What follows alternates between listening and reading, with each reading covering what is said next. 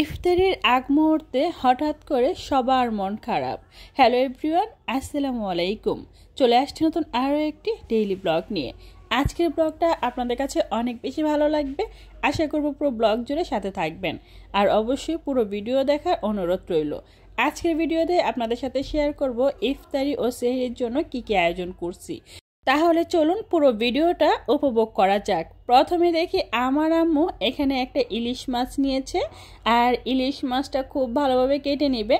এখন কিন্তু ইলিশ মাছ স্বর্ণের দামে পাওয়া যায়, মানে এতটাই দাম, প্রচুর দাম হওয়ার কারণে ছোট্ট একটা ইলিশ মাছ মাত্র 250 টাকা।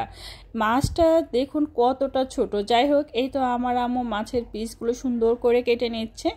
আর আমার কাছে তো মাছ কাটা দেখতে ভীষণ ভালো লাগে, সেই সাথে আপনাদের সাথে শেয়ার করতেও ভালো লাগে।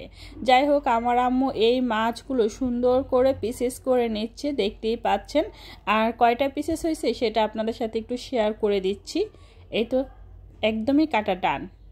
তো এই যে এখন যেটা হয়েছে, মাছগুলো আম্মু সুন্দর করে ধুয়েও নিয়েছে। এখন এই মাছগুলো রান্না করা হবে। আর এই তো কাঁচকলা, এগুলো নুন আর হলুদ দিয়ে মাখিয়ে রাখা হয়েছে, এতে করে কলাগুলো কালো হয় না। যাই হোক, এখন যেটা করব, এখানে বেসনের ব্যাটার তৈরি করা হয়েছে আলুর চপের জন্য, আর চাইলে বেগুনিও বানানো যাবে। যাই হোক, এই যে আলুর চপের যে পুরটা সেটা তৈরি করা হয়ে গিয়েছে। আর অন্য দিক দিয়ে পেঁয়াজের জন্য সব কিছু মাখিয়ে নেওয়া হয়েছে। সেই সাথে বুটের মানে ছোলা বুট সুন্দর করে সব ধরনের মশলা দিয়ে প্রসেসিং করা হয়েছে। ইফতারির আগ মুহূর্তে না সব কিছু এরকম গুছিয়ে নিলে তারপরে রান্না করতে খুব বেশি সময় লাগে না। আর রান্না করার সময় যদি এগুলো গুছানো হয় তাহলে অনেক বেশি ঝামেলা পোহাতে হয়। তাই আমি যেটা করি, সবসময় রান্নার আগে সব কিছু গুছিয়ে নিই আর খুব ঝটপট করে রান্না করে নিই। একটা ফ্রাই প্যানে তেল গরম করে দিয়ে দিচ্ছি ম্যারিনেট করা ইলিশ মাছ। প্রথমে মাছগুলো ভেজে নিব, আর এখান থেকে কিছুটা মাছ ভেজে নিব আর কিছুটা ওই যে কাঁচকলা দিয়ে রান্না করব। অন্য চুলায় ডাল বসিয়ে দেওয়া হয়েছে, আর এই যে মাছগুলো ভেজে নেওয়া হচ্ছে।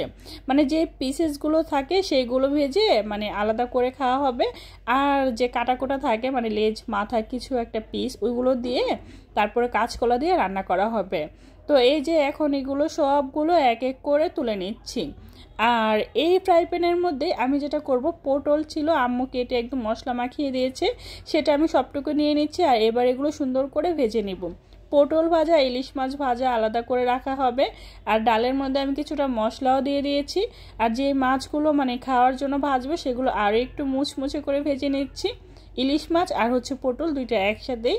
তো এগুলো ভাজা হয়ে গেলে একটা পাত্রের মধ্যে তুলে নিচ্ছি। আর একটা কড়াইয়ের মধ্যে তেল গরম করে পেঁয়াজ কুচি নেড়ে চেড়ে নিচ্ছি।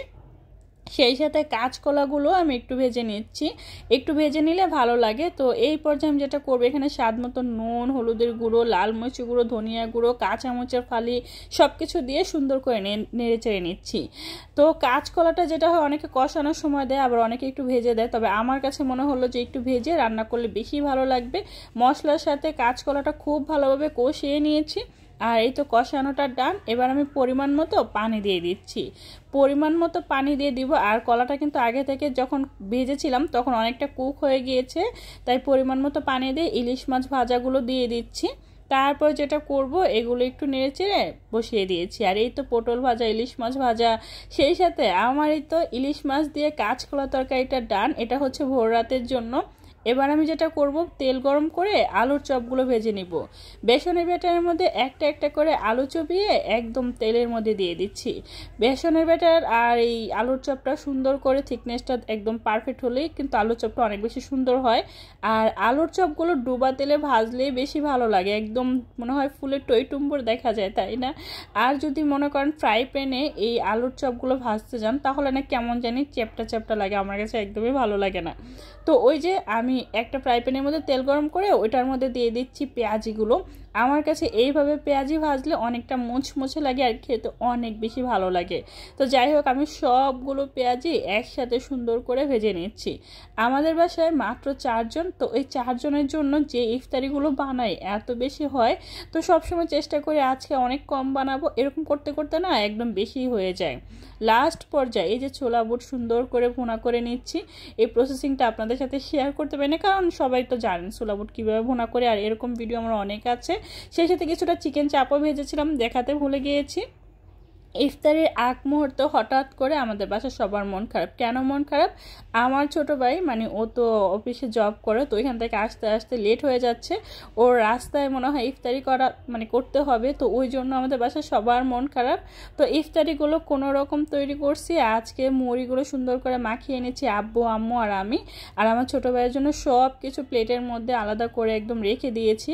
আর ইফতারির সময় না একটা মানুষ না থাকলে খুবই খারাপ লাগে, আর সেটা যদি হয় আমার একমাত্র ভাই, তাহলে কি ইফতারি করতে ভালো লাগে বলেন?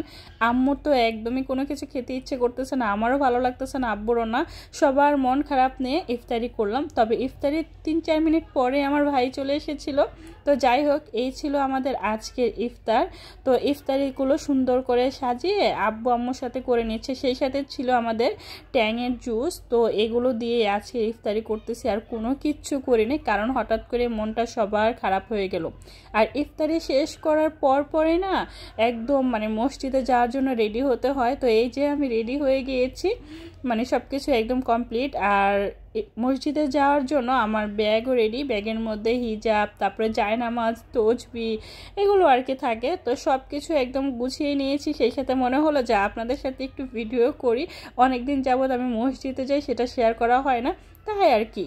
যাই হোক, এই যে এখন আমরা সরাসরি নিচে নেমে গিয়েছি, আর নিচে নামার সাথে সাথে রিক্সা নিয়ে আম্মু আর আমি চলে যাচ্ছি। তো এই তো এখন আমরা সোজা মসজিদের উদ্দেশ্যে রওনা দিচ্ছি। আর আমাদের বাসার নিচে এই অবস্থা, মানে আমাদের বাসার নিচে না এরকম সব সময় ভিড় থাকে, আজকে মসজিদে এসে দেখি সবার আগে আমরাই চলে এসেছি, আর কেউই আসে নাই, মানে 2-1 জন করে মাত্র আসা শুরু করছে। এই ছিল আমার আজকের ব্লগটা কেমন লাগছে অবশ্যই কমেন্ট করে জানাবেন, ভালো লাগলে লাইক কমেন্ট শেয়ার করতে ভুলবেন না, চ্যানেলটা সাবস্ক্রাইব করে রাখবেন, আর পেজে লাইক ফলো দিয়ে সবসময় সাপোর্ট করবেন। সবাই ভালো থাকবেন, আল্লাহ হাফেজ।